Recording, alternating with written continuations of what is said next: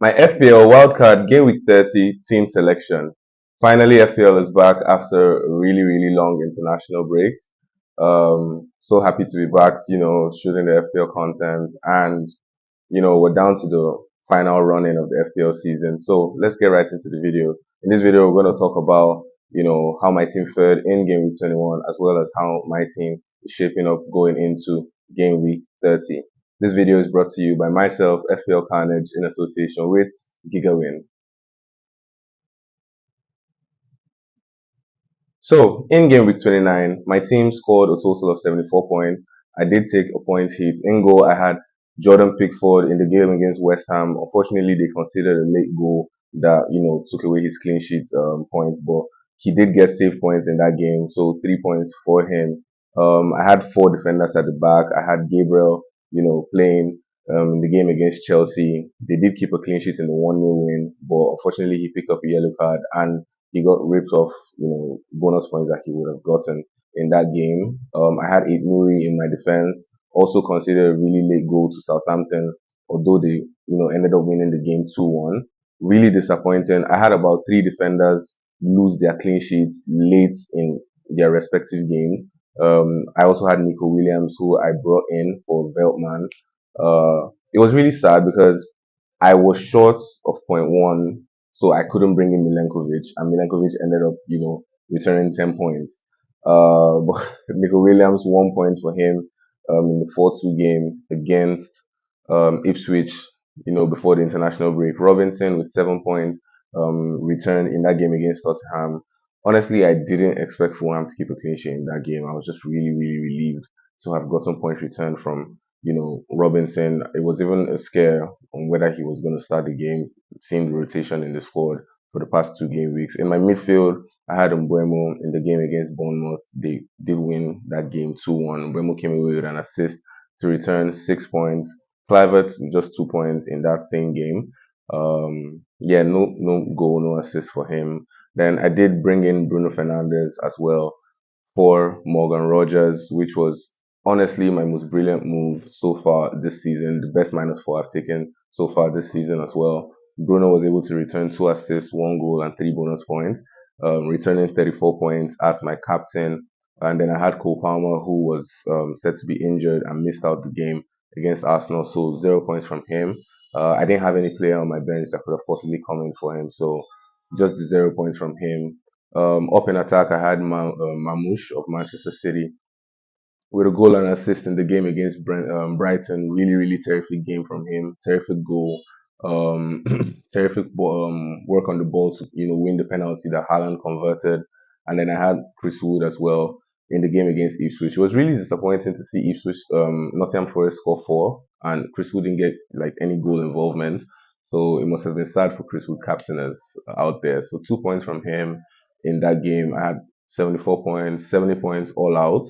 A really, really massive green arrow in that game. Really, really massive. Thankful to Bruno Fernandes for the massive points, up to 216k overall.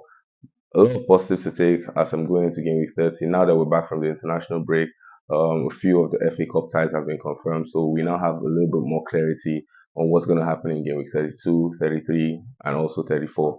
So this is what my team, looked like in game week 29. So let's just dive into what my team is shaping up for, the wildcard that I just activated. So in game week 30, the keeper that I'm going with for game week 30 is going to be um, um, Stells of Nottingham Forest, right? He's at home to Manchester United.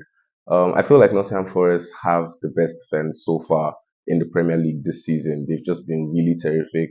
We've seen in their previous games they played Arsenal, were able to keep a clean sheet in a nil-nil draw. They were able to beat Manchester City at home and come away with a clean sheet as well. Not a lot of teams can go back to back like that, keeping clean sheet in both games as well. But Nottingham Forest were really, really good, really defensively sound. And Sales has just been really excellent this season, making a lot of saves, saving his team, keeping them in the game. So I'm going with Sales in my goal. Going forward in my defense, I'm going with Gabriel of Arsenal. He is at home to Fulham. I feel like with the return of Saka, Gabriel's appeal from set pieces goes up once again, right? We've already gotten hints from Arteta that Saka featured in some games behind closed doors and is possibly in contention to start the game against Fulham. We also know that he's with the squad, right? So I feel like Gabriel's appeal suddenly shoots up again because now he has more routes, to go from set pieces, seeing that Saka is back. I also brought in Munoz, one of the most informed defenders currently in FPL at the moment. He has returned about 7 times in his last 8 game weeks. And they have a really good game away to Southampton. We saw their brilliant win against Fulham in the FA Cup, 3-0 win for them in that game. Munoz could have possibly gotten an assist and a goal in that game. So I feel like he's a really good asset going forward. They do double in 32 as well as 33. So it's a really good bargain in my opinion. My third defender is going to be Kirkers of Bournemouth at home to Ipswich Town. Yeah, he has returned in a couple of games as well for Bournemouth. Bournemouth are really good when they play at home as well. Ipswich is the third worst team currently in the Premier League based off XGC conceded and everything. So I believe that this should be an easy game for Bournemouth with a possible clean sheet, around there somewhere. In my midfield, I'm taking a risky punt and going Phil Foden. With the absence of Haaland, we know that Mamouche is going to play as the point man, which leaves a little bit of room in the midfield. And Foden as a punt against a Leicester side that has considered the most goals in the Premier League just looks too good to ignore, in my opinion. We saw, his flashes of brilliance around January when he was scoring back to back for Manchester City, even winning the Player of the Month for the club. So I believe it's a risky point, but one that could possibly pay off, seeing as he's even a great differential at the moment.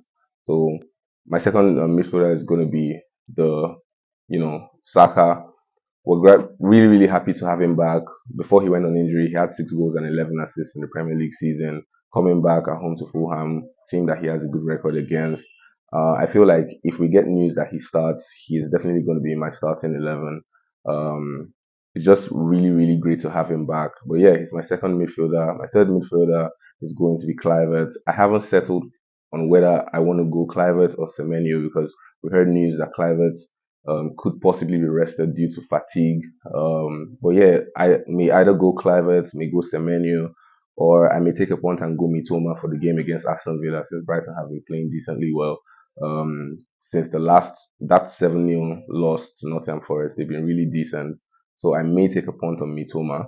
My fourth midfielder is Mo Salah at home to Everton. We know how the Merseyside derbies can be. It could be a really dicey game, but I think Salah, with Liverpool having like nothing else to fight for, I think they go all in this game and they get a win. Salah gets a couple of goal involvements in this game as well. Up top, I have Mamouche. As he's going to be my vice captain as well. We've seen flashes of brilliance from him in some of the games that he's played so far for Man City since coming in for them in January transfer window. I believe he will have the pace and ability to exploit that Leicester defense, especially with the absence of Haaland. We may see him on set piece, like penalties as well, and he's also on free kicks. So yeah, he's going to be my vice captain. Ishak, my second attacker at home to Brentford. We know that Newcastle Brentford fixtures are always high scoring. Their last 2 games have been, high scoring goal thrillers. So I expect Ishak to get something out of this game. Mateta is going to be my third striker away to Southampton. We've seen every single team that's faced Southampton, every single striker that has played against Southampton has, managed to return a goal or an assist.